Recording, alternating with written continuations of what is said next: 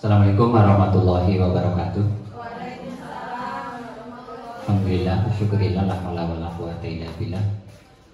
Amma yang saya hormati calon guru penggerak Ibu Ike sebagai fasilitator ke narasumber ini. Narasumber pada pagi hari ini yang akan menyampaikan tentang budaya positif. Dan ibu-ibu yang berbahagia, syukur kita panjatkan kepada Allah Subhanahu wa taala. Selawat dan salam kita curahkan kepada junjungan kita besar Muhammad sallallahu alaihi wasallam. Kita masuk pada era yang digital, era siswa kita kan siswa yang era TikToker ya. TikToker, YouTuber, apalagi Instagramer ya. Jadi anak-anak kita adalah anak-anak yang di kehidupan digital kehidupan digital. Kemudian pengaruh dari semua itu tentu bagi kita siswa, bagi kita guru akan menghadapi tantangan yang lebih rumit lagi. Ya, mungkin tidak lagi kita mengajar seperti dulu lagi dengan menjelaskan sudah cukup, tapi kemudian kita harus semenarik mereka ketika dia membaca TikTok, status di TikTok, status di di Facebook, status di IG, ya di Instagram. Jadi kalau itu menarik berarti pembelajarannya menyenangkan. Nah, pada pagi hari ini salah satu di antaranya atau di antara beberapa hal yang harus kita pahami adalah bagaimana membangun budaya positif, khususnya bagi kita sebagai guru yang selalu menghadapi siswa yang penuh dengan harapan kepada kita juga, dan penuh dengan sukacita dan berbagai macam latar belakang. Untuk itu, mari kita awali dengan bersama-sama baca basmalah, dan selanjutnya kami silakan kepada Ibu Ike untuk menyampaikan materinya. Silakan.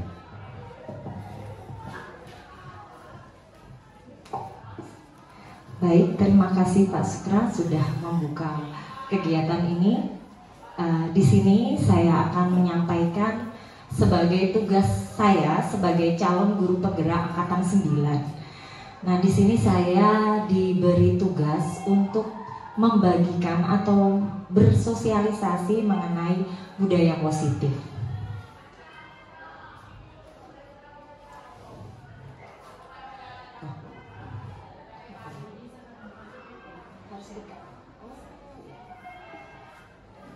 Baik, di sini saya akan membagikan tentang konsep-konsep kunci ya dalam modul budaya positif, karena kami CGP Angkatan 9 sudah selesai dan ini modul 1 yang terakhir adalah di modul 1.4, yaitu tentang budaya positif.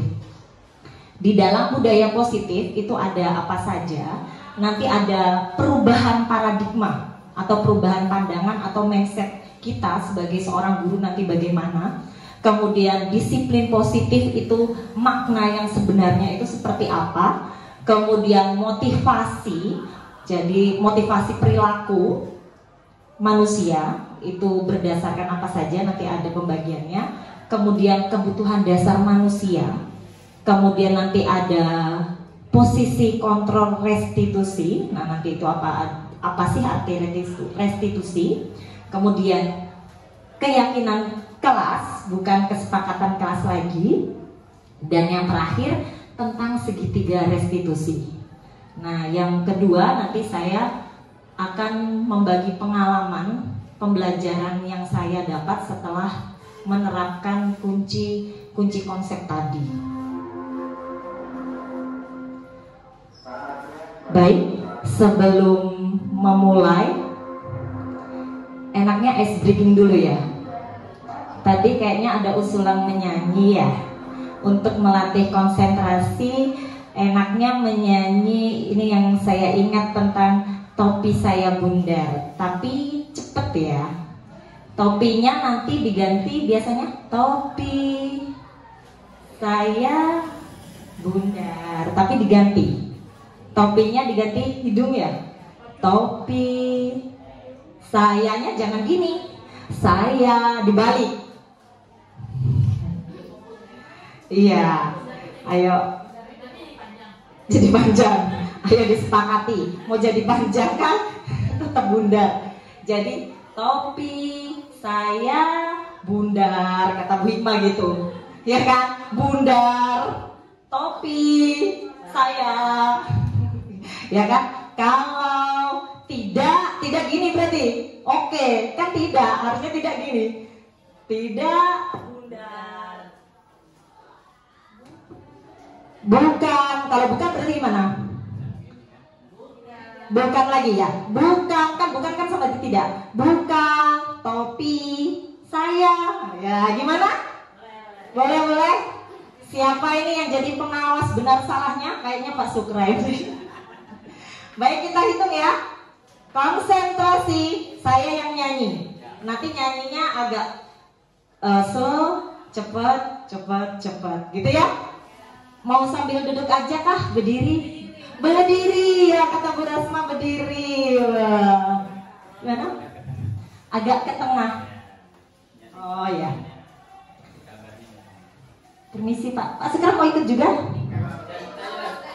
Oh, pengawasnya ya. Saya supervisor, nanti tinggal hukum. Iya. Nah, ini ada nanti materi hukum-hukum ini. Topi. Ayo, topi tadi apa? Bener semua. Wah, fokus. Topi saya bundar.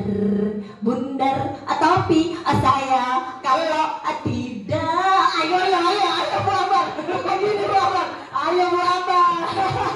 Bu Amar, tidak konsen. Oh, tadi kan slow. Jadi diulang lagi nih Pak, apa gimana? Oh, bonus. Oh, ini masih apa ini? Simulasi. Oke. Topi saya bundar.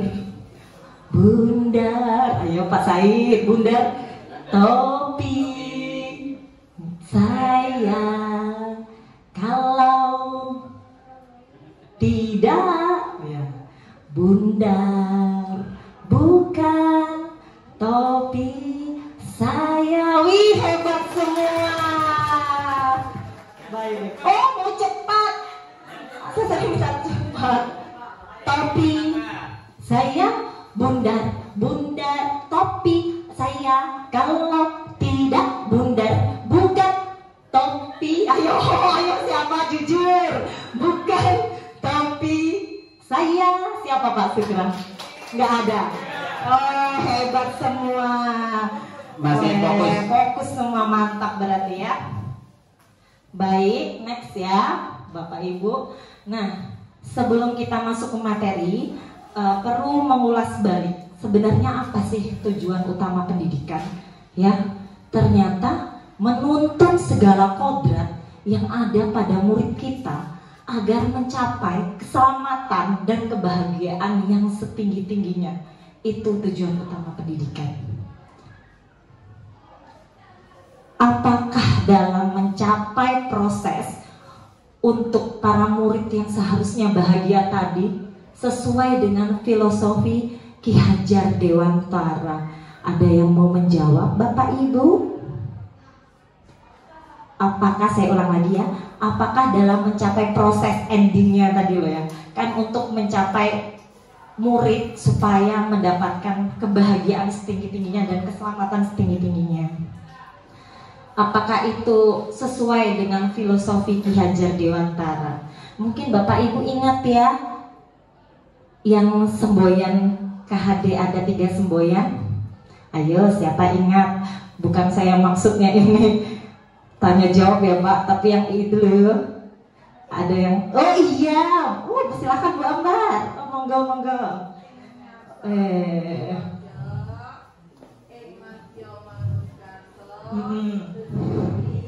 Handayani, benar sekali. Ya, Apakah jadi mau diartikan sekalian Bu Ambar? Monggo. Contoh kita sebagai teladan, benar Bu Ambar.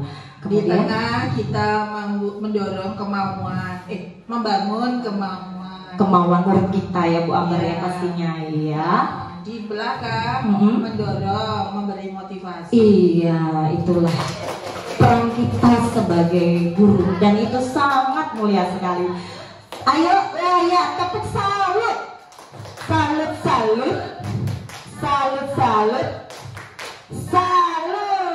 Bu Ambar. Oke. Makanya di situ saya kasih gimana sih biar murid itu bahagia, belajar dengan diajak bermain, dengan dia dilatih presentasi, tentunya bermain yang sesuai dengan materinya ya, terkait dengan materi.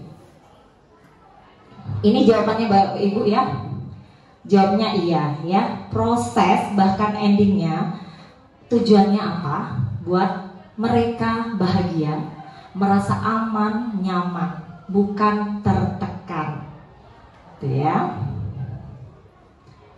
Ini Bapak Ibu atau terlalu kecil ya? Terlihat aja. Baik, murid-murid itu tumbuh dan berkembang. Setuju ya Bapak Ibu ya? Dia tumbuh, berkembang. Nah, kita tadi seperti yang disampaikan Bu Ambar menuntut supaya itu apa? Karakternya tumbuh kuat. Ya. Terus bagaimana biar karakternya itu kuat? Kita bangun budaya positifnya, ciptakan budaya positifnya. Bagaimana caranya? Ada strateginya Bapak Ibu. Strategi untuk menumbuhkan lingkungan yang positif, ya. Semua itu untuk apa Bapak Ibu? Supaya berpihak pada murid, ya. Karena segala yang kita lakukan orientasinya seperti yang disampaikan Pak Sukra pada pembukaannya Bu Lucy, semua untuk murid dan murid ya Bapak Ibu. Kemudian yang kedua, posisi guru dalam penerapan disiplin positif. Nah, nanti ada beberapa posisi peran kita, posisi kita, kedudukan kita yang baik dan berpihak pada murid itu yang mana? Ya, di situ sudah saya jawab sih. Yang paling ideal dan paling bagus adalah sebagai manajer. Ya. Kemudian yang ketiga, pendekatan restitusi nanti akan juga masuk nanti ya. Itu untuk apa? Nanti yang diinginkan untuk membangun motivasi intrinsik. Intrinsik berarti motivasi yang dari mana Bukus? Allah Bukus. Dari mana Bukus? Intrinsik motivasi murid dari iya benar, semua pakai hati. Kita masuk ke kelas juga pakai hati, ke siswa ya, di kelas dengan hati, dengan penuh cinta, bukan dengan kita misalnya ada masalah dari rumah kita bawa ke siswa dengan wajah kita yang bad mood misalnya ya. Walaupun itu kita harus memposisikan wajah kita tetap setulus hati, senyum walaupun banyak apa Bu Rasma, masalah benar sekali Bu Rasma. Oke, yang keempat, nah inilah yang kita inginkan Bapak Ibu, murid-murid yang berkarakter. Yang seperti apa sih Bapak Ibu? Nanti yang kita inginkan ya pastilah sesuai dengan profil pelajar Pancasila tentunya ya, nilai-nilai disiplin tentunya, santun, jujur, peduli, dan tanggung jawab ya. Karena peran kita, tugas kita sebagai guru itu tidak hanya pengajaran saja, memberikan materi, bukan Bapak Ibu ya, tapi juga mendidik, pendidikan ya, pendidikan bagaimana kita menuntun dia tumbuh sesuai dengan kodratnya. Atau masih ingat ya Bapak Ibu ya, kodrat apa dan kodrat apa? Kodrat emaknya, enggak ya? Kodrat apa boleh sih? Kodrat alam dan kodrat zaman. Ya, kodrat alam itu jadi seperti apa anak-anak itu mengenal lingkungannya, masyarakatnya, juga budayanya. Kemudian kalau kodrat zaman, bagaimana kita mengajar itu disesuaikan dengan zamannya. Jadi jangan pernah membanding-bandingkan. Kalau zaman Bapak dulu, nah itu sudah tidak lagi. Tetapi bagaimana kita menyesuaikan, beradaptasi mendidik, mengajar putra-putri masa depan bangsa ini. Kalau zamannya sekarang adalah literasi teknologi, maka bagaimana kita juga ambil peran untuk bisa menyesuaikan itu di dalam pendidikan supaya pendidikan berjalan berkesinambungan. Iya, sesuai pembukaannya Pak Sugra tadi, teknologi. Di mana nih tepuk salutnya? Salut, salut, salut. Gimana tadinya? Salut, salut, salut, salut dulu sih. Oke, lanjut ya. Ini disiplin. Disiplin positif merupakan bagian dari apa tadi intinya yo? Disiplin positif merupakan bagian dari apa tadi modulnya? Bagian dari budaya positif ya. Nah, tapi kita harus tahu dulu disiplin itu apa. Tapi kalau disiplin pada umumnya secara teoritis, secara teoritis. Nah ini kayaknya Bu Rasma ini. Disiplin, nah kan PPKN ya Bu Rasma ya. Kalau secara teoritis itu apa Bu Rasma? Apa bahasa Jawa lagi. Monggo Bu Rasma. Kalau berdasarkan apa ya? Secara teori. Ya, baik. Kalau berbicara disiplin secara teori berarti anak itu harus manut, tunduk, taat dengan aturan yang berlaku. Manut, tunduk, taat aturan ya. Apa yang tidak boleh salah. Tidak boleh salah. Ya, harus ikut aturan yang sebenar-benarnya. Ikut aturan yang dibuat oleh sekolah. Ya. Wih, mantap ya jawabannya ya. Tepuk salut. Salut lagi. Salut. Salut, terima kasih. Oke. Ya, itu secara teori seperti itu. Namun, benar Bu Rasma benar. Tapi lebih dalam dari makna disiplin sendiri. Kalau anak itu menyadari dan tumbuh motivasi intrinsik dari dalamnya, itu sebenarnya proses mengontrol diri, mendisiplinkan dirinya, menghargai dirinya, dan dia tahu nilai-nilai kebajikan. Ya. Nah ya, jadi bukan patuh mengendalikan.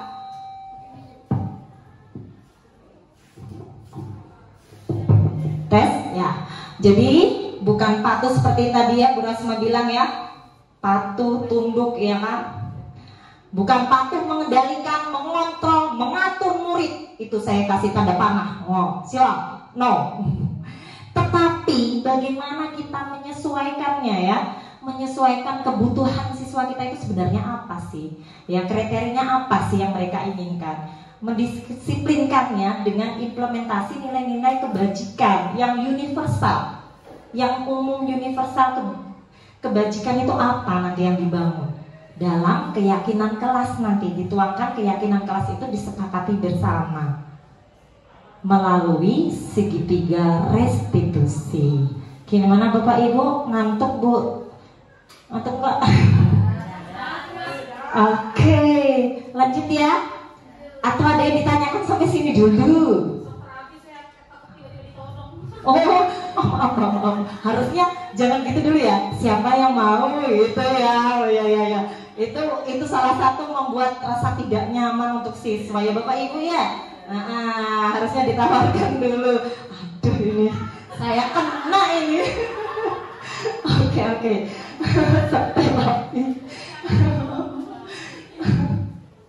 Nah, ilustrasi perubahan paradigma. Tadi kan saya bilang kunci-kunci konsepnya dulu apa ya?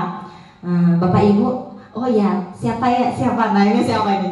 Siapa ini yang melihat itu gambar apa? Saya tawarkan sudah. Nanti kalau yang ditawarkan belum jawab terus ditunjuk ya. Siapa yang tahu itu gambar apa?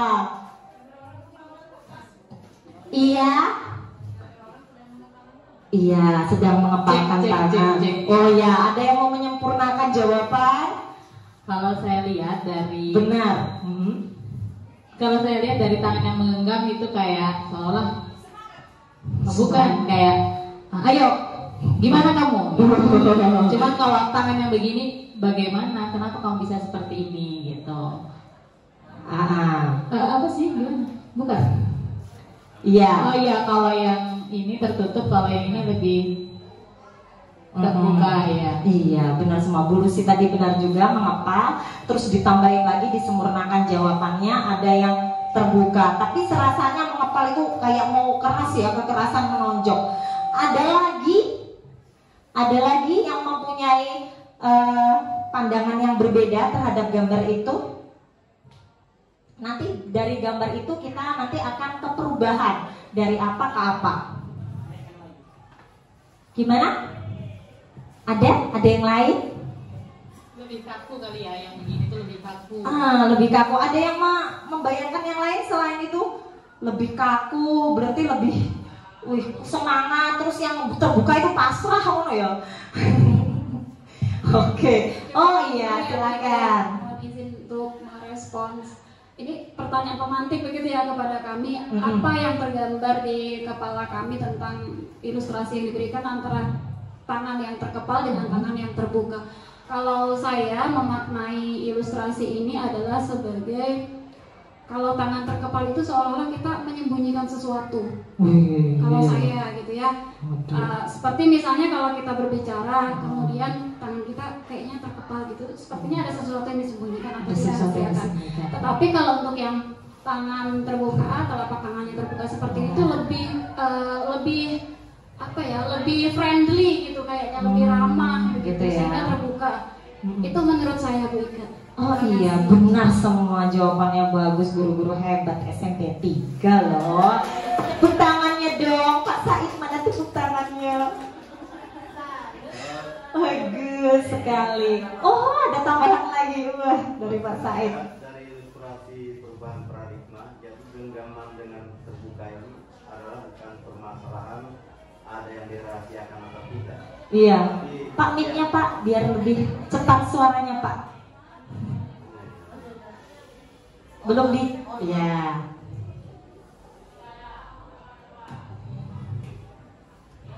Sesuai dengan apa yang kita lihat ilustrasi perubahan paradigma. Jadi kalau melihat paradigmanya itu bukan berarti, mohon maaf, ada yang disembunyikan atau yang terbuka. Tetapi ini masalah paradigma perjalanan, di mana kalau yang dulu adalah cara untuk paradigma dulu mengajarnya atau merespon teori kontrolnya itu dengan genggaman itu, kemungkinan itu adalah kekerasan kalau untuk kontrolnya. Tetapi kalau untuk kita alihkan ke lain, bahwa di genggam itu bahwa kita masih menggunakan teori-teori seperti masih zaman dulu. Nah sekarang terbuka, ada lagi mawar-mawarnya. Terus kebetulan ada itu, ya, ada mawarnya di atas. Yang berarti mawar berduri ya Pak? Iya. Cuma sayangnya yang tertutup pun, yang berkepal tangan di kepal pun ada mawar juga, berarti ada harumnya juga. Iya. Yang terbuka itu kita bebas untuk memberikan, mencari ilmunya kemana, untuk itu, dan cara mengontrolnya kita terbuka dan anak. Tidak lagi dengan cara yang seperti paradigma dulu. Mungkin itu saja. Ayo tepuk. Oh ya Pak, saya tadi tepuk salut. Ayo, 1, 2, 3. Ayo, kalau bersih. Tepuk salut. Salut, salut. Salut, salut. Salut. Said, iya. Ketularan ya Pak ya, Mas. Memang auranya Bu Lucy ini kemana-mana.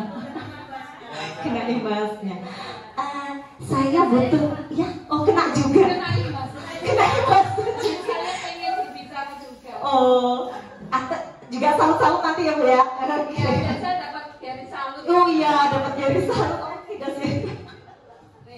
Kalau saya melihat dua tangan yang berbeda, yang satunya mengepal, satunya terbuka, tapi dua-duanya sama-sama mempunyai kebahagiaan sebetulnya. Karena di situ ada bunga-bunganya. Iya. Dua-duanya ingin meraih kebahagiaan. Iya. Tetapi yang satunya dia tidak bebas, masih ada dalam belenggu, ada aturan-aturan yang dia miliki, sehingga kebahagiaan itu terbatas dia dapatkan. Sedangkan yang satunya itu sudah merdeka ya. Leluasa, dia mau bergerak apapun sudah bisa, dan kebahagiaan ingin dicapai sepuas-puasnya. Iya, salut lagi buat Buku. Salut. Oh ya, maunya Gary salut ini gimana ini? Nanti tagih ya, bungkus ya. Ayo, tepuk lagi. Salut, salut. Salut, salut. Salut. Iya. Saya minta 2 relawan boleh? Oke, Bu Lucy, mari ke depan. Ada satu lagi, siapa ya? Kayaknya, ya? Iya, di kepal-kepal. Bukan di kepal Milo. Kayaknya yang lagi asik lihat handphone ini ya. Jan? Mr. Jan. Monggo ke depan. Siapa yang mau menggenggam? Siapa yang mau tangannya terbuka? Menggenggam, iya. Menggenggam. Saya mau dengar lagu Jadi gimana ini? Pada mau yang genggam ini gimana ya? Oh iya, yang benar ya Jen, biar berlatih merayu ya. Ini ada yang genggam mau ya? Iya. Jangan terbata-bata tapi berkata-kata. Jadi ceritanya gini Bapak Ibu, Bu Lucy ini punya sesuatu yang sangat berharga sekali. Kira-kira apa ya Bu Lucy ya? Emas. Emas Habib. Emas anu ini, emas apa, berlian 24 karat aja. Nah, Pak Jen ini sangat membutuhkan sekali untuk mas kawin ya Pak Jen. Salah ya? Oh ya, benar. Untuk kawin. Oh ya. Gimana caranya merayu Bu Lucy untuk memberikan secara sukarela, ikhlas, tanpa paksaan tadi ya? Gimana caranya? Akan kuberikan duniaku untukmu, maka berikan genggamanmu. Salah ini ya, tatapannya ke sini, bukan ke sini.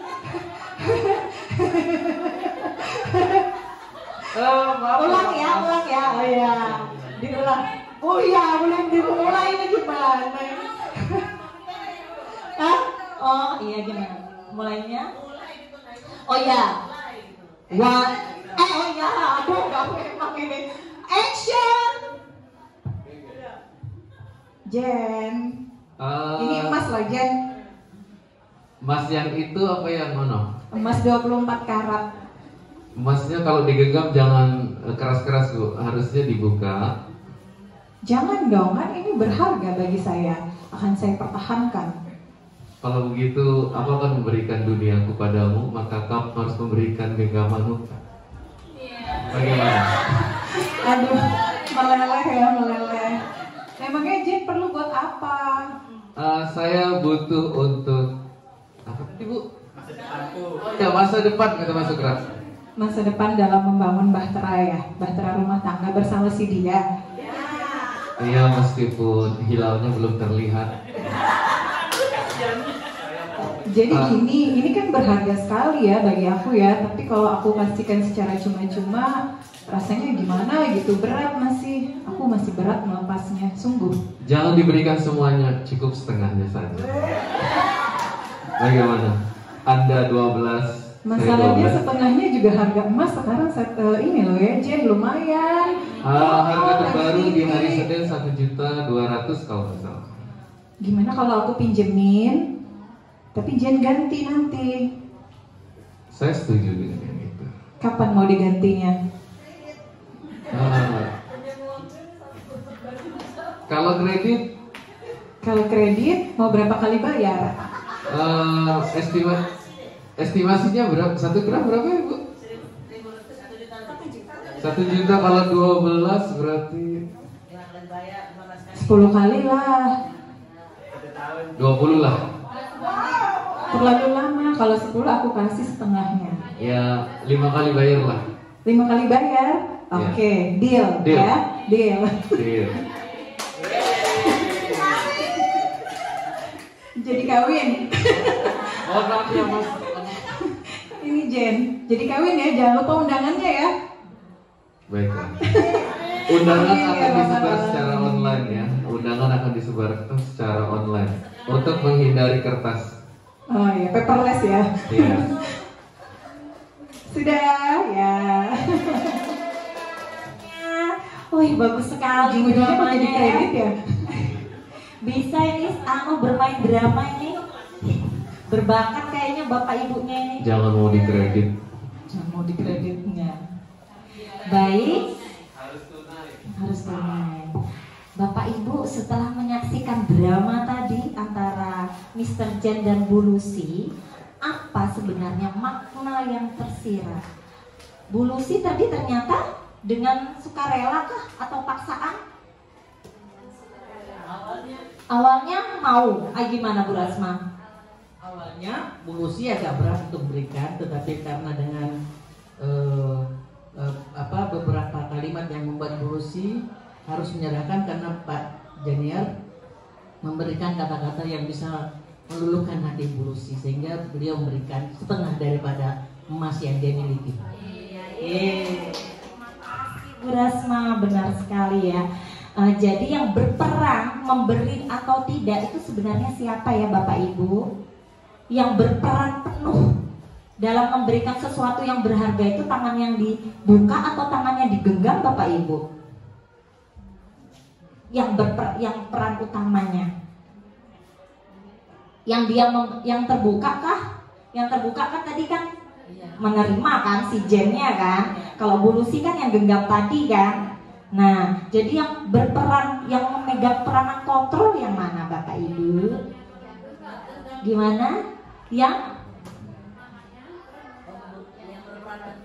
yang berperan penting dalam mengontrol dikasihkannya emasnya atau tidak tadi loh. Siapa? Ayo, ada perbedaan. Ayo, gimana? Gimana? Ayo, tim genggam siapa? Tim genggam angkat tangan, ya. Tim terbuka? Oh, sisanya, iya. Ada alasan di balik itu pastikan, ya. Yang mau mengasih alasan yang mana dulu nih? Yang terbuka apa yang genggam? Yang terbuka dulu, oke? Siapa dulu? Siti, oke. Oke, kalau saya melihatnya kontrol yang paling utama tadi itu adalah yang tangan terbuka. Jadi ketika Jan di endingnya ya, saya ambil di endingnya, ketika Jan mengutarakan untuk 5 kali tadi ya, 5 kali untuk menyicilnya, maka Bu Lucy langsung memberikan dengan sukarela. Berarti yang berperan penting yang memegang kontrol di sini yang saya lihat adalah tangan yang terbuka. Kalau saya melihatnya dari situ. Dong untuk Bu Siti, alasannya luar biasa ya, karena Jen tadi sudah bersusah payah. Nah akhirnya Bu Lucy dengan sukarela memberikan emasnya sebagian. Nah, ayo yang tertutup tadi siapa ya? Oh, ini Bu Hesti mau ngasih alasan atau siapa? Oke.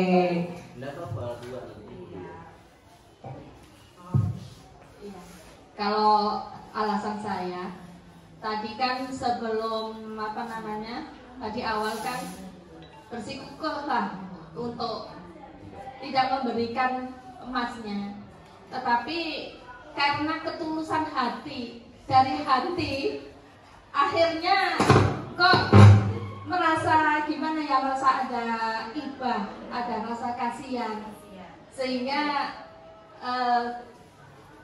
bersiap memberikan sebongkah emas, walaupun itu tidak diberikan secara keseluruhan, yaitu dengan cara dicicil, istilahnya dikredit. Jadi di sini intinya adalah karena adanya ketulusan hati itu tadi.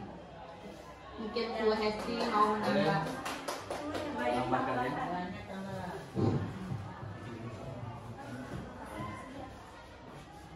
Saya ini mau bertanya dulu, ini masalahnya Bu, dilihat terasi ini apakah untuk anak pelajar atau guru nih? Yang sepertinya yang harus kita bicarakan ini murid ya. Yang tertutup ini tadi ceritanya memang apakah dari kepribadian guru atau kepribadian murid, di antara tertutup dengan terbuka ini sama? Yang keduanya ini murid enggak, yang dua ini diceritakan itu? Bisa murid, bisa Guru. Jadi kalau gitu, saya kenapa yang mengepal tangan seperti itu harus ada kontrol, karena kelihatannya sekarang itu kan ya mungkin mudah untuk kita memberikan sesuatu, tetapi kita melihat bahwa apa yang dipegang oleh seseorang itu tadi itu adalah berharga, maka tidak semudah itu. Tapi lemahnya dia ini mungkin karena rayuan, bukan karena hati ya karena rayuan, sehingga kita harus berhati-hati dengan rayuan. Jadi kita kontrol ya. Apalagi rayuannya Pak Said ya. Oh loh, Bapak, jangan belum saya Bapak ini. Pak, gini Pak, ya ini tadi bagus sekali Pak pertanyaannya Bapak. Ini murid apa guru? Nah itu bagus sekali pertanyaan Bapak. Nah kalau Bapak menilai yang cocok ini yang menggenggam ini siapa Pak? Saya melihat bahwa kalau peran guru di sana adalah meminta seperti Pak ini kan enggak cocok. Yang menggenggam ini kan mestinya yang tergenggam itulah yang menjadi guru. Jadi begitu murid meminta meminta kalau guru dengan murid loh ini. Tapi kalau guru dengan guru juga seperti saya mestinya enggak bisa ini. Lalu saya minta dengan Bu ini, Bu saya. Nah, itu bukus harus dibuka genggamannya. Bukan karena rayuan loh. Ini karena ikhlasnya kata Bu. Iya. Berarti dirinya ya Pak ya, yang kontrol sendiri ya. Ya, cuma yang saya lihatkan ini nanti kalau peran kita sebagai guru dan murid di sana. Kalau kita terlalu mudah untuk membukakan sesuatu, memberikan sesuatu, itu belum tentu dia sendiri yang meminta ini kontrolnya bagus. Boleh dikatakan seperti culture, difference culture, perbedaan budaya. Apakah budaya kita ini cocok dengan apa yang kita berikan dengan anak sesuai dengan ini? Makanya kita hati-hati, seperti kita menyanyi seperti ini. Ini akan menjadi budaya nanti pada anak. Artinya kalau kita kelihatan lemas, ayo nyanyi gitu. Nah sekarang itu tadi yang aku bilang, kalau kita secara umum, secara harfiah berbicara masalah yang seperti ini, kemungkinan besar baik untuk masa-masa kita sekarang, tetapi kontrol kita memberikan apapun harus berhati-hati. Nah disinilah tanggung jawab si ini tadi yang memegang emas tadi. Memegang tadi ya Pak ya. Jadi karena rayuan aja tadi ya, dia bukan karena apa ya. Jadi intinya Bapak setuju yang menggenggam apa yang terbuka untuk gurunya itu. Kalau yang meminta ini ada mungkin murid, keterbukaan kita segala macam, kita ada sesuatu yang harus kita jangan terbuka terlalu luas. Bukalah sedikit kayak bulu sih tadi, separuh lah dibuka kan. Itu nanti ada di materi yang kita sebagai guru itu ada mempunyai 5 posisi kontrol. Nah, kita yang mana ya kan? Oke, ada tambahan lagi? Oh, Bu Hesti. Oke. Baik, terima kasih Bu Ika. Menarik juga apa yang disampaikan Pak Saidillah. Sedikit menambahkan, saya ada di tim yang tangan terkepal sebagai yang apa tadi Bu pertanyaan yang paling banyak berperan begitu ya? Iya. Yang mengontrol. Yang paling banyak mengontrol adalah yang tangan terkepal dengan maksud dan tujuan bahwasanya dia ini punya sesuatu gitu, dan sesuatu itu sangat berharga sehingga perlu pemikiran dan perlu pertimbangan untuk bisa diberikan kepada orang lain, entah itu secara cuma-cuma ataupun dengan syarat-syarat tertentu. Menurut saya, kalau ditanya siapa yang paling banyak memegang kontrol, tentu yang punya sesuatu itu, yang memiliki ya, yang memiliki sesuatu itu. Nah, kalau ditanya siapa yang berperan, tentu semuanya punya peran tersendiri. Punya peran, iya, seperti yang baik dari si yang punya sesuatu maupun dari orang yang memerlukan sesuatu itu, karena dia posisi kontrolnya adalah bagaimana cara saya bisa mempengaruhi orang ini. Seperti itu. Jadi prosesnya lebih kepada negosiasi. Negosiasi, itu kalau menurut saya. Jadi kalau di tim yang tangan terkepal karena dia punya sesuatu yang berharga, maka dia punya hak untuk mempertahankan atau memberikan. Iya. Terima kasih. Baik, terima kasih. Bagus sekali jawabannya semua ya Bapak Ibu ya, nggak ada yang benar, nggak ada yang salah. Jadi semua memiliki peranan, ya nggak? Iya?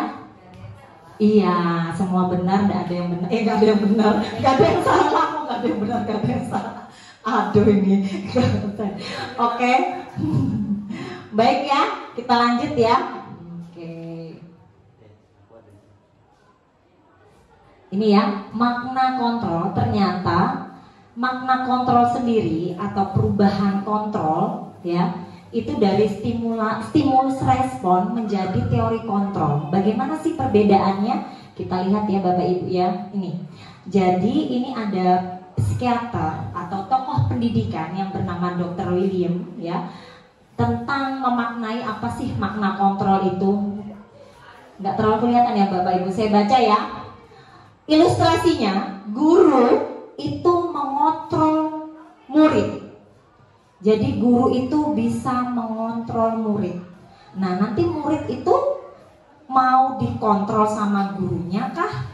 Hanya berdasarkan takut atau tertekan, atau memang dia sadar dari dalam dirinya sendiri. Kemudian ada lagi ilustrasi penguatan positif, efektif, dan bermanfaat. Nah tadi bujukan, rayuan itu bisa mempengaruhi murid, memang benar. Tapikah apakah dalam jangka panjang? Itu ya, kalau tidak tumbuh dari kesadaran dirinya sendiri, pasti akan terulang lagi Bapak Ibu. Kemudian yang ketiga, ilusi membuat merasa bersalah. Nah, biasanya kita menggunakan kritik ya, supaya misalnya ada siswa yang melanggar peraturan kah, nakal kah, kalau kita ya, sebenarnya tidak ada ya siswa nakal, yang ada siswa yang butuh perhatian ya, karena dia itu berperilaku karena ada sesuatu kebutuhan dasarnya yang tidak terpenuhi, sebenarnya seperti itu.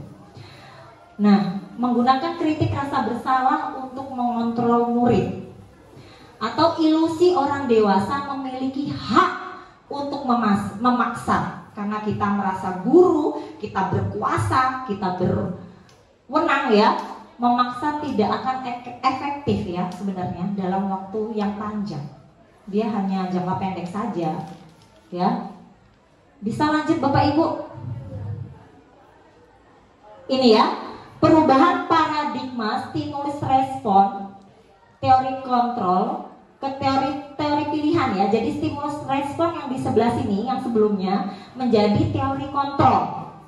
Kita mencoba ya mengubah orang agar berpandangan sama dengan kita ya. Menjadi kita berusaha memahami pandangan orang lain tentang dunia. Jadi diambil nilai-nilai kebajikannya itu apa. Kemudian perilaku buruk itu dilihat sebagai suatu kesalahan. Anak-anak ada studi kasus, dia ngapain misalnya ya, itu siswa itu pasti memiliki tujuan karena ada kebutuhan dasarnya pasti yang belum terpenuhi. Nanti ada di sini ya. Kemudian orang lain bisa mengontrol saya. Hanya Anda atau murid itu sendiri yang bisa mengontrol dirinya, sebenarnya seperti itu. Saya bisa mengontrol orang lain. Sebenarnya tidak bisa kita mengontrol orang lain. Pemaksaan ada pada saat bujukan gagal.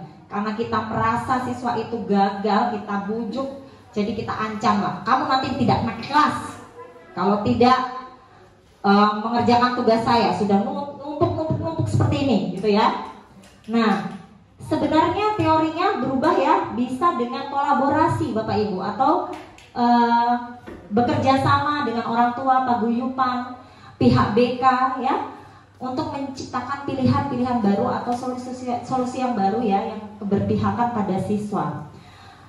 Model berpikir menang kalah. Nah, model berpikir menang-menang. Nanti endingnya guru merasa nyaman, siswa juga merasa nyaman. Lanjut ya, Bapak Ibu ya. Nah, ini sebenarnya yang ingin ditumbuhkan dalam nilai yang ada dalam diri kesadaran siswa itu sebenarnya kita selalu mengaitkan bagaimana sih nilai kebajikan universalnya. Nah ya, sifat-sifat apa sih nilai-nilai kebajikan? Yaitu sifat-sifat positif manusia yang merupakan tujuan mulia yang ingin dicapai setiap individu. Semuanya ingin baik, Bapak Ibu ya. Nilai-nilai tersebut bersifat universal, ya. Kemudian mengaitkan nilai-nilai kebajikan yang diyakini sebagai nanti muncul motivasi intrinsiknya akan terbangun sendiri.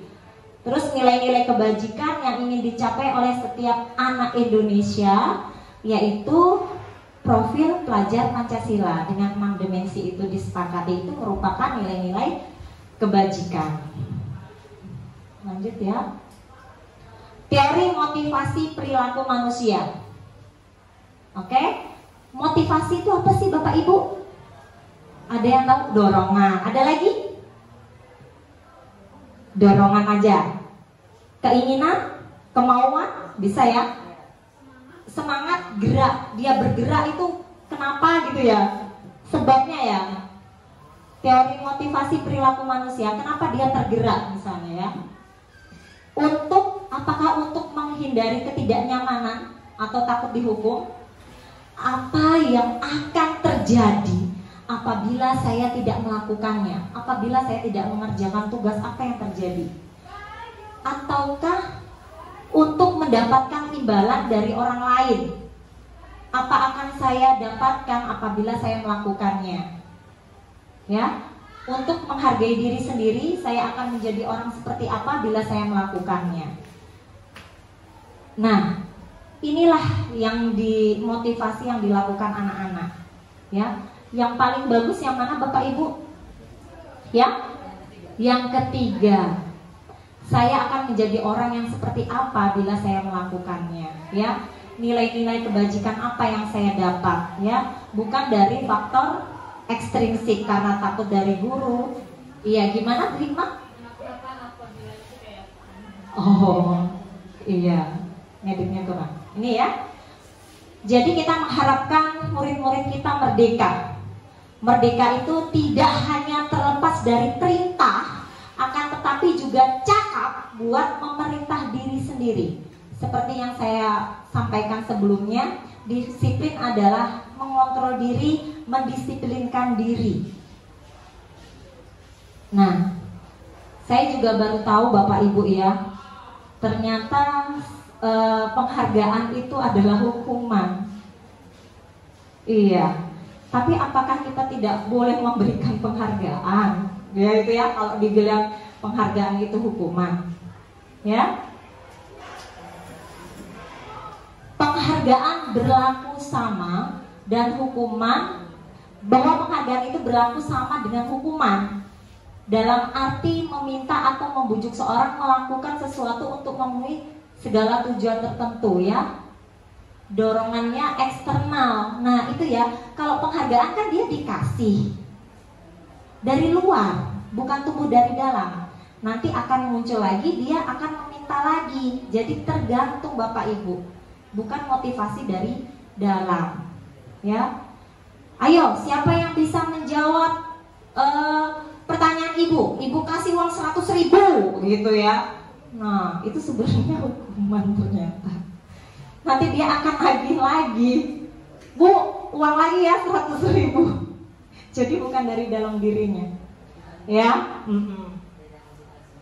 Jadi kalau penghargaan itu cuma pengaruh jangka apakah nanti berpengaruh jangka panjang atau jangka pendek? Ternyata penghargaan itu tidak efektif. Penghargaan rusak hubungan. Apabila yang dikasih penghargaan cuma itu aja, apalagi gitu ya. Penghargaan mengurangi ketepatan, penghargaan menurunkan kualitas, penghargaan mematikan kreativitas, sebanyak betul ya. Penghargaan menghukum ini ya, mengurangi motivasi intrinsik ya. Nah, terus bagaimana kalau penghargaan nggak boleh? Terus gimana ya? Nah ini, nah ya, dalam memberikan apresiasi, pengakuan, penghargaan ya, reward ya istilahnya ya. Nah, beri pengakuan itu ternyata ada caranya Bapak Ibu ya. Nah, beri pengakuan secara khusus, beri pengakuan secara pribadi, nanti ada caranya di sini. Beri pengakuan kepada semua murid, 32 ya. Bapak ya gimana, ini pasti punya potensinya masing-masing. Jangan itu aja yang dikasih tepuk tangan, nanti akan muncul iri, rasa iri ya. Beri pengakuan secara konsisten, fokus pada proses.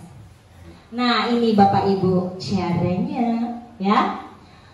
Contoh mengapresiasi, jadi harus ada pembukaannya dulu Bapak Ibu. Dibuka dulu kata-katanya, terus nilai kebajikannya apa, baru sama situasinya. Waduh, ya misalnya, kemarin saya perhatikan kamu membantu Ibu Lucy mengangkat tas, apa itu namanya ini? LCD yang berat itu. Wih, rasa empatimu besar sekali ya. Itu ya, pada saat menolong murid baru. Oh ini enggak ya, enggak sesuai. Tapi pada saat Bu Lucy mau masuk ke kelas 9B misalnya gitu. Ada lagi yang mau ini mencontohkan biar nanti bisa dipraktekkan? Atau boleh yang kedua, boleh yang ketiga. Ayo, yang mana? Jadi ada pembuka dulu untuk mengasih pengakuan. Gimana Pak Skra? Jadi ada pembukanya dulu, ada nilai kebajikannya disampaikan, terus situasinya seperti apa. Monggo, siapa mau? Oh iya, Bu Rasma. Baik, saya akan mencoba memberi suatu pembuka dan nilai kebajikan serta situasinya. Yang pertama, kamu hebat loh. Kemarin Ibu melihatmu membantu seorang nenek di pasar untuk mengangkat barang dagangannya. Terima kasih ya. Atau disampaikan pembukanya mana Bu Rasma? Pembukanya saya mengucapkan terima kasih ya, kamu sudah membantu seorang nenek. Ya, kemudian nilai kebajikannya, kamu punya perhatian yang baik terhadap seorang nenek. Nilai empatinya. Kemudian situasinya saat itu pada saat keadaan di pasar. Atau mau lagi satu? Wih, Bu Ambar ini ada suaranya, ayo.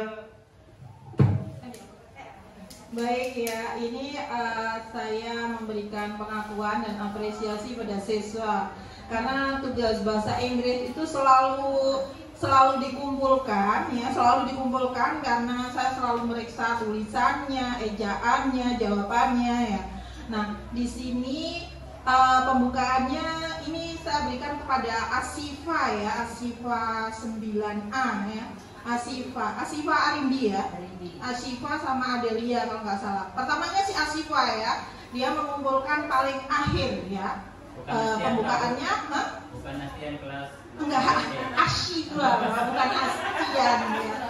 Asifa itu mengumpulkan agak terakhir bukunya ya. Jadi saya berikan pembukaannya. Oh, kenapa agak lambat nak? Gitu ya. Baru saya lihat, ya ampun, kamu rapi sekali, rapi dia Pak. Selain menulisnya rapi, dia dikasih juga tulisannya bagus. Terus untuk poin-poin pentingnya itu ada dikasih gambar-gambar bunga kah, apakah titik-titik. Ada juga yang penting dia kasih stabilo. Nah seperti itu, rapi sekali dan saya cek jawabannya hampir semuanya betul. Nah situasinya seperti itu, nilai kebajikannya bahwa kamu ini sangat terampil, saya begitu, terampil dan bagus. Nah setelah beberapa hari saya memberikan itu kepada Asiwa, temannya Adelia menirukan. Iya, jadi mereka berdua itu selalu catatan yang dikerjakan atau tugasnya itu semuanya rapi, mudah saya mengoreksinya. Nggak lama kalau mereka ada, mesti nilainya itu 100 mereka itu. Begitu ya, itu yang bisa saya berikan. Kalau yang itu ada juga Asian sama untuk Tiara kayak apa? Kalau Tiara sama Asian, saya ASEAN juga memberikan apresiasi Pak ya, walaupun dia bolosan apa gitu, tapi kalau pas acara kerja bakti Jumat, cari dia ya. saya bawa parang dari rumah.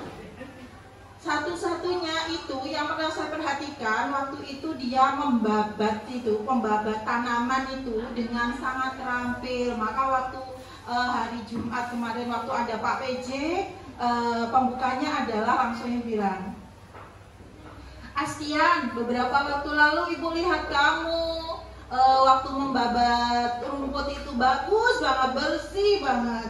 Nah sekarang karena nilai kebajikannya dia terampil ya, langsung tolong nah ini ibu sudah bawa parangnya, kamu yang membabati gitu ya. Situasinya seperti itu ya, karena teman-teman yang lain walaupun pintar kayak Arif itu pintar ya walaupun bawa parang, tapi untuk istilah ngaret gitu ya nggak bisa ya. Dan Astian walaupun bolosan seperti saat ini Jody nggak masuk Pak, kemarin izinnya saya gak enak badan Bu. Ya sudahlah, karena ada apa yang saya izinkan gitu. Terus kalau Tiara sebenarnya juga ada kebaikannya walaupun anaknya kayak gitu ya. Situasinya waktu itu saya bawa buku banyak Pak ya, karena setiap saya datang kan bawa baliknya buku untuk saya koreksi. Nggak mungkin saya koreksi di kelas ya. Saya bawa itu kok dia diam-diam dekat-dekat, Ibu saya bawain ya gitu. Nah dari situ situasi seperti itu maka saya memberikan reward kepada dia. Bagus Nana, coba kalau kerajinanmu membantu ibu diiringi dengan kerajinanmu mengerjakan tugasmu, pasti nilaimu tambah banyak, tambah bagus. Seperti itu. Rewardnya ada seperti itu.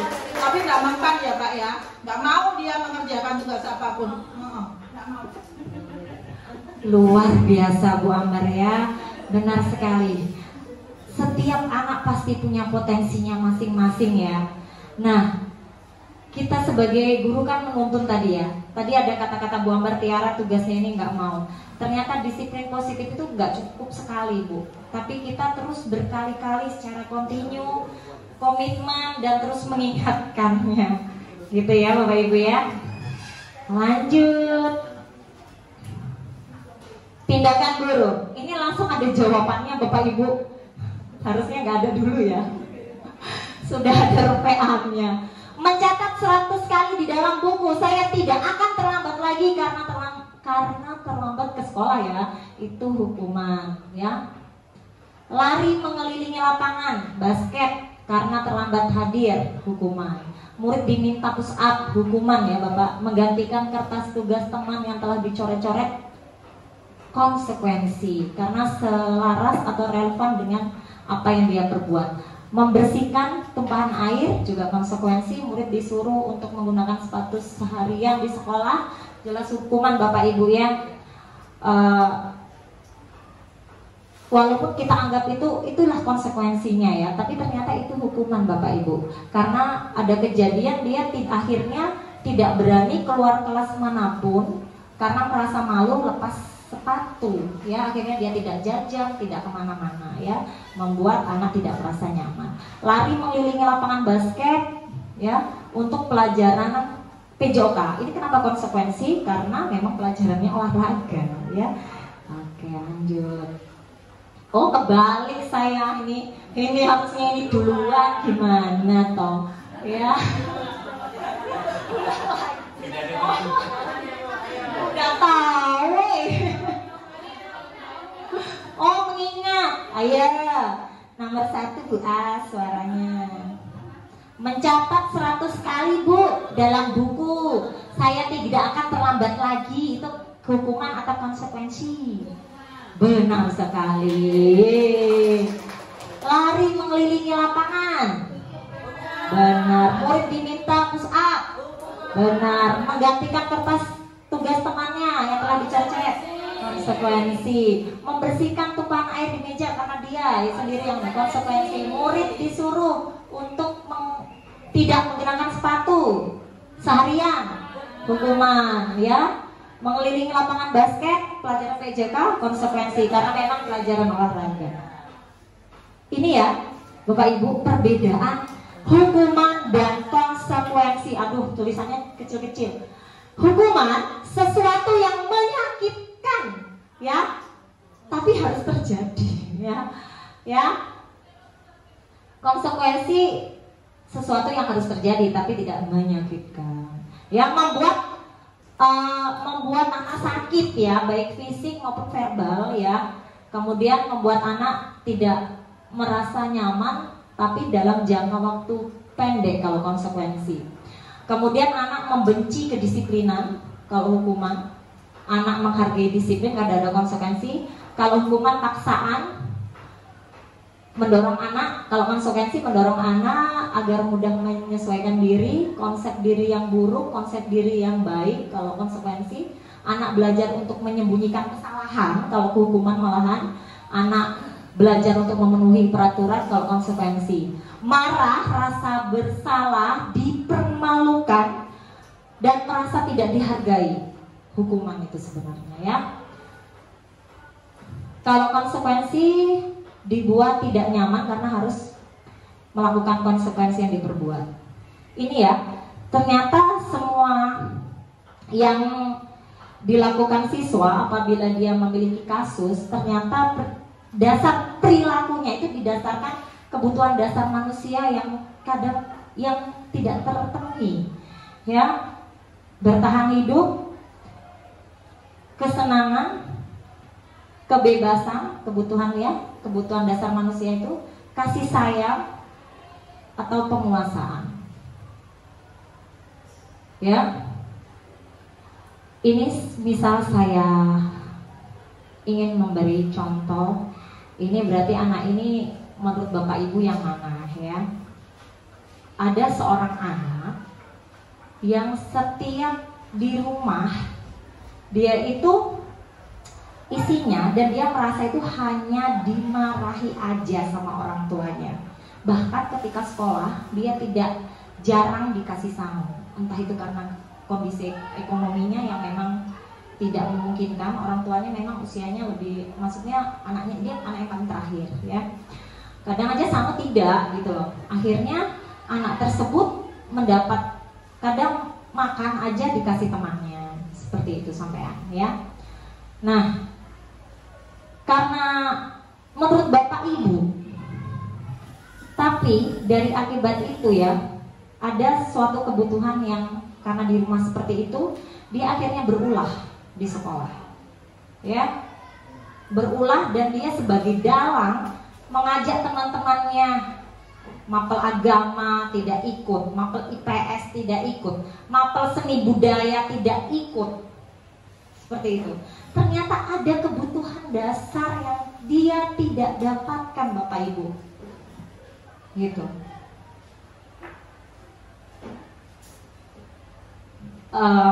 Misalnya dalam pelajaran seni budaya harus membeli kain yang ternyata dia merasa keberatan membeli kain itu, bahkan untuk sangu aja susah, bagaimana ya kan? Nah itu, jadi kita tahu kenapa sih anak ini berperilaku seperti itu, harus tahu dulu. Mungkin dia ada dasar kebutuhannya yang dia tidak dapat gitu ya. Jadi menurut Bapak Ibu dari kisah saya tadi, kebutuhan dasar apa sih yang dia tidak dapat? Bertahan hidup kah? Tadi dia makan aja jarang makan, jarang sangu. Ayo, siapa mau kasih pendapatnya? Nah ini saya masih belum mendalami lagi nih. Katanya dapat uangnya dari temannya ini gara-gara jual apa gitu ya, akun-akun game kayak gitu. Kadang dapat uang dari situ. Ini belum saya telusuri lagi. Jadi kadang dia dapat sangu, dapat uang, bisa makan gara-gara itu. Ayo, siapa ini? Saya angkat masalah. Baik, terima kasih Bu Ike atas kesempatan yang diberikan. Ilustrasi yang baru saja Bu Ike sampaikan itu luar biasa ya. Berarti banyak hal-hal mendasar dalam hidup si anak ini yang ternyata di rumahnya pun tidak terpenuhi, entah karena kondisi ekonomi dan lain sebagainya. Kemudian akibat dari itu akhirnya dilampiaskan ya, dalam tanda kutip dilampiaskan ke teman-temannya di sekolah. Menurut saya kalau dari ilustrasi yang Ibu sampaikan tadi terkait bagaimana cara dia untuk bisa makan saja sampai harus dari orang lain seperti yang mungkin bukan dari anggota keluarganya, menurut saya pasti kebutuhan dasar untuk bertahan hidup. Itu satu. Kemudian yang akhirnya dibawa ke sekolah yaitu tadi entah dia minta atau temannya secara dengan rasa empati, kepedulian berbagi makanan atau uang.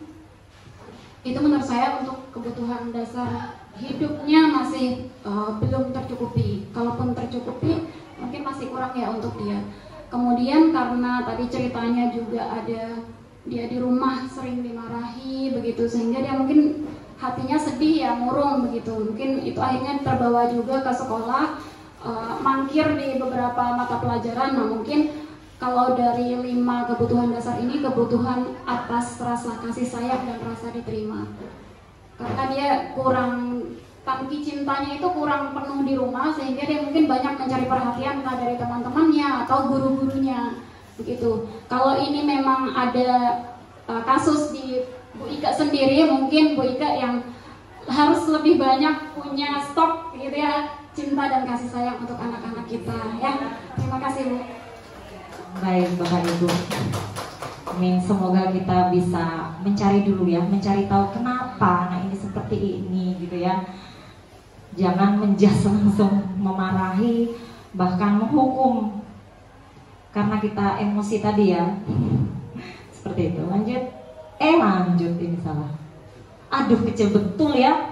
Ini jadi posisi kontrol yang seperti yang tadi saya mau infoin. Jadi guru kita sebagai pendidik itu punya 5 posisi kontrol. Yang pertama, apakah kita sebagai penghukum, kontrol kita kepada murid kita, atau kita pembuat rasa bersalah, atau kita sebagai teman, atau kita sebagai pemantau, atau kita sebagai manajer, ya. Nah, kalau kita posisi kontrol kita kepada murid itu menghukum, penghukum dan pembuat rasa bersalah, nanti yang akan tercapai adalah identitas gagal, ya, yang tercapai. Contoh penghukum, mengherdik, menunjuk-nunjuk, menyakiti, membentak. Waduh, pernah saya. Kalau kamu tidak melakukan, awas ya, rasakan. Memberontak, menyalahkan orang lain hasilnya. Anak itu akan seperti itu jadinya. Malah dia memberontak, menyalahkan orang lain, bahkan dia berbohong, tidak jujur lagi. Kaitan dengan dunia berkualitas, bagaimana murid meletakkan guru di luar dunia berkualitas. Jadi kita tidak dianggap, dia malah kesal sama kita, malah dendam adanya ya. Jadi dia akan mengabaikan, biarkan saja, nanti juga marah-marah lagi, marah-marah terus gitu kan. Dampaknya gimana kalau kita terus-terusan sebagai penghukum?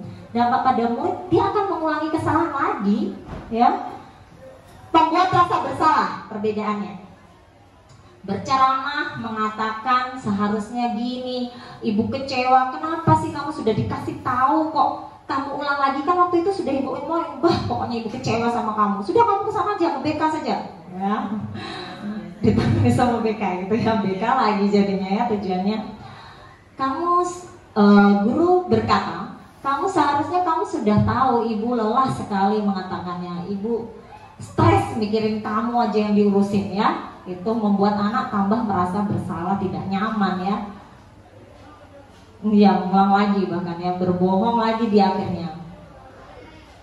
Jadi murid gara-gara dia gurunya tadi merasa stres, merasa kecewa, jadi muridnya juga maafkan saya gitu ya. Terus merasa rendah diri juga karena tadi ya. Kalau teman, nah ini adalah identitas berhasil, posisi kontrol guru. Yang sebagai teman, juga sebagai pemantau. Tapi teman ini dia nadanya datar, ya. Ayolah lakukan demi ibu, kamu anak pintar kok. Masa kamu tidak mau? Ingat ibu akan bantu kok, gitu ya. Nanti akan muncul ketergantungan. Dia memang sabar, tapi nanti murid jadi tergantung. Jadi seakan guru ini tidak tegas ya di sini ya, kayak seperti teman gitu ya.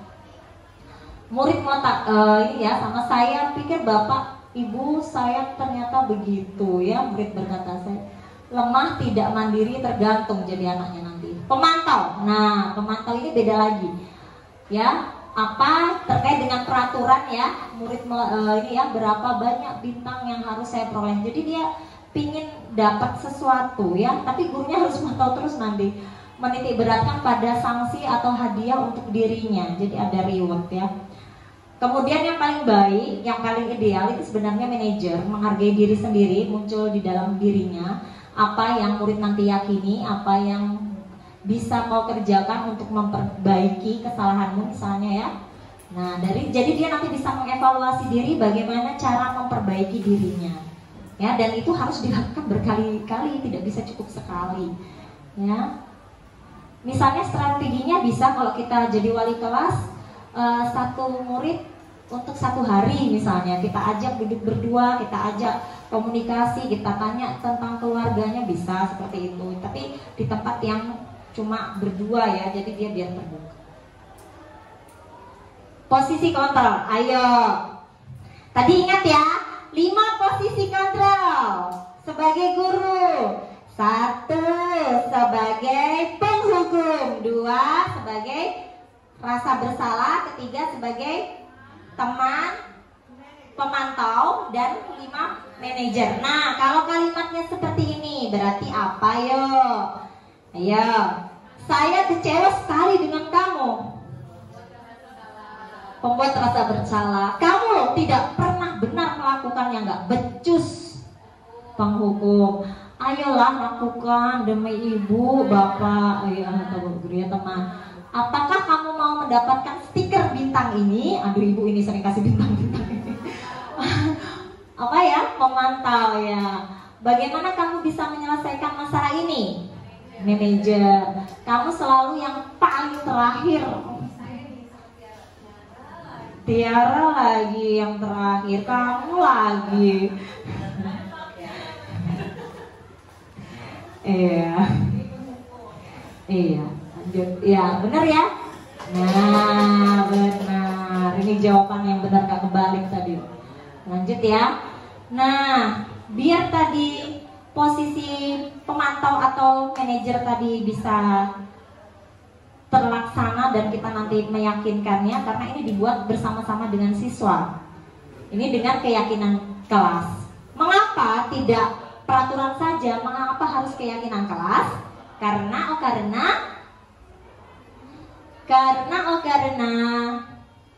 ada yang mau jawab, kenapa sih tidak peraturan? Kenapa sih harus dibuat keyakinan kelas? Kalau dulunya sebelumnya kesepakatan kelas ya, tapi kemudian disempurnakan lagi ke namanya keyakinan kelas. Kenapa? Ada yang mau menjawab? Kenapa tidak peraturan saja? Mengapa harus keyakinan kelas? Oh, baik. Terima kasih atas kesempatan yang telah diberikan. Mengapa tidak peraturan? Mengapa harus keyakinan? Nah, kalau peraturan itu ambil contoh saja.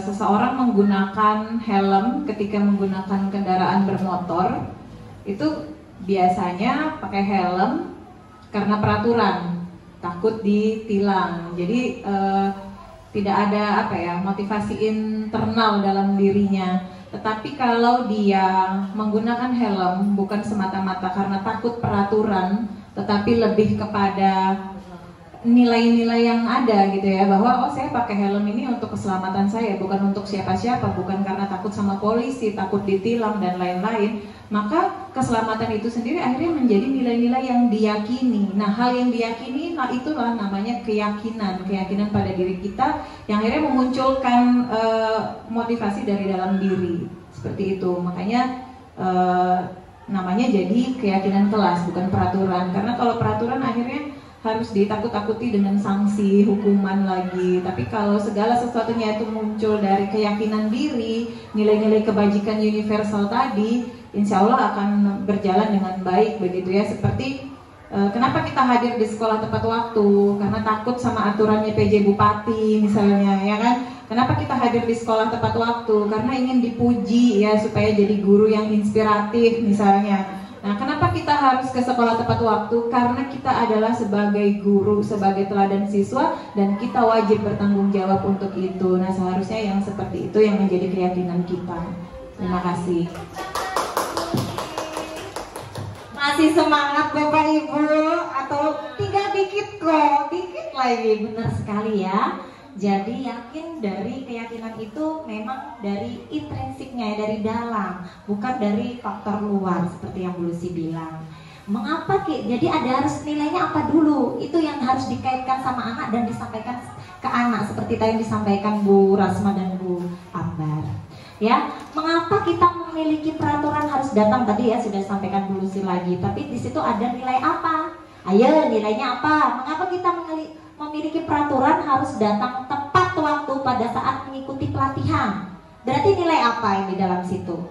Tanggung jawab, disiplin, ya kan? Nah, itu nilainya itu ya nilai-nilai kebajikannya. Mengapa kita memiliki peraturan harus menggunakan sabuk pengaman bila mengendarai? Ya, sama kayak Bu Lucy juga ya tadi ya. Itu adalah nilai keselamatan yang ada di situ. Keyakinan kelas ya untuk mendukung motivasi intrinsik, kembali ke nilai-nilai atau keyakinan-keyakinan yang lebih menggerakkan seseorang dibandingkan mengikuti serangkaian peraturan-peraturan. Keyakinan kelas beda dari peraturan kelas. Keyakinan kelas berisi nilai-nilai dan berlandaskan prinsip universal tadi ya. Kalau kita tadi kan diingat lagi yaitu profil pelajar Pancasila nilai-nilainya. Ini ya. Jadi memang semuanya dimulai dari peraturan kelas.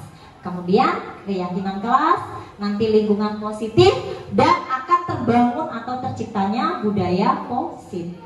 Lanjut ya. Nah, bagaimana sih prosedur membuat keyakinan kelas yang terstruktur ya? Nah, pertama nggak apa-apa, misalnya kita kasihkan posit ke anak, ya kan? Dikasih, kira-kira apa ya? Biar aja dia apa yang mau kita sepakati bersama ya. Nggak apa-apa kalimat dalam negatif, positif nggak apa-apa, ditampung aja ya. Terus menggali peraturan yang disepakati, kemudian yang kedua mengubah. Nanti kalau ada kalimat negatif kita ubah ke kalimat positif. Menyadari peraturan menjadi nilai kebajikan. Nanti dicari nilai kebajikannya apa yang ada di dalam. Pendalaman tabel ini tampak seperti, tidak tampak seperti. Kalau bagus seperti ini misalnya, kalau tidak bagus kayak apa. Nah, pendalaman keyakinan tentang tugas guru itu apa, tugas kamu itu apa, biar dia yakin lagi apa tugasnya. Ini pada saat saya loka, jadi kita disuruh dulu 10 peraturan yang disusun bersama apa saja ya. Misalnya ini dilarang membuang sampah sembarangan. Kalimat negatif kan, jadi berubah menjadi membuang sampah pada tempatnya, benar bukus. Terus dilarang makan saat jam pelajaran, berarti gunakan misalnya diubah jadi kalimat polisi, gunakan waktu istirahat untuk makan dan minum. Itu ya, nanti kalau dibacakan lagi lama. Baik, sudah. Nah, lanjut ya. Ini kalau sudah yang langkah ini diubah ke kalimat positif, kemudian peraturan tadi dicari nilai kebajikannya itu apa ya. Saya ambil contohnya misalnya membuang sampah pada tempatnya, berarti itu kebajikannya nilainya apa? Berarti tanggung jawab menjaga kebersihan ya. Terus kemudian yang keempat, pendalaman keyakinan kelas tampak seperti dan tidak tampak seperti. Nah, ini yang diambil contohnya masuk kelas tepat waktu ya, tentu disiplin tentunya, terus rajin ke sekolah. Kemudian nanti dibuat apa yang dirasakan, apa yang terlihat tidak terlihat. Nanti ada contoh yang lebih kelihatan. Nah, ini lebih kelihatan. Ini di sini contoh yang keyakinan hormat ya. Hormat itu yang terlihat apa, yang terdengar apa, tampak seperti kalau, nah ini tampak sepertinya gimana, tekun, tidak tampaknya tidak mendengarkan guru ya. Ini peraturan sama keyakinan biar ada pembandingnya ya. Selalu kembalikan buku di tempatnya, berarti keyakinan kelasnya tanggung jawab. Dilarang mengganggu orang lain, menghormati. Hadir di sekolah 15 menit, menghargai orang lain, berkomitmen. Dilarang melakukan kekerasan, keselamatan ya. Dilarang menggunakan narkoba, kesehatan. Bergantian atau menunggu giliran, menghormati. Gunakan masker sudah enggak ya, jangan berlari di kelas atau koridor keselamatan atau keamanan ya. Nah, yang terakhir adalah ini sesinya, segitiga restitusi ya. Jadi caranya bagaimana, strateginya bagaimana untuk menciptakan disiplin positif tadi. Yang pertama, menstabilkan identitas. Kedua, validasi kebutuhan. Dan yang terakhir adalah menanyakan keyakinannya. Keyakinannya itu apa sih sebenarnya ya, menanyakan. Nah, ini yang kaitannya ya. Yang langkah pertama dari segitiga restitusi, menstabilkan identitas untuk membuat anak merasa gagal karena berbuat salah menjadi positif. Sebenarnya dia kan sudah salah, jangan ditambahin lagi dia semakin bersalah. Dia terlambat sekolah, tergubu-gubu, sudah tergubu-gubu, ditambah lagi dimarahi, jadi tambah tidak nyaman ya kan. Tapi guru malah duduk dulu, tenang dulu, duduk, tarik nafas ya, misalnya ya, berbuat salah itu manusiawi, jadi distabilkan dulu emosi siswanya. Kemudian validasi kebutuhan, membantu murid ini ya, dipenuhinya ketika melakukan kesalahan. Kamu bisa saja kan melakukan hal yang lebih buruk, tapi kamu tidak melakukannya kan. Nih ya, kamu pasti punya alasan. Kalau kita tanyakan alasannya kenapa, berarti masuk validasi kebutuhan ya. Menanyakan keyakinan. Nah, dikembalikan lagi yang kesepakatan atau keyakinan kelas yang sudah kita buat tadi. Ya, apa nilai yang kita percaya ya.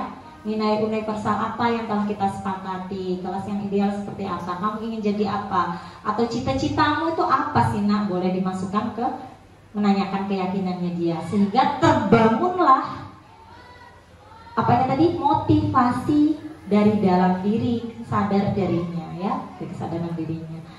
Sekian dari saya, mungkin itu saja ya, sudah mentok kayaknya. Oke, baik, terima kasih, mohon maaf kurang lebihnya. Wassalamualaikum warahmatullahi wabarakatuh. Semoga bermanfaat.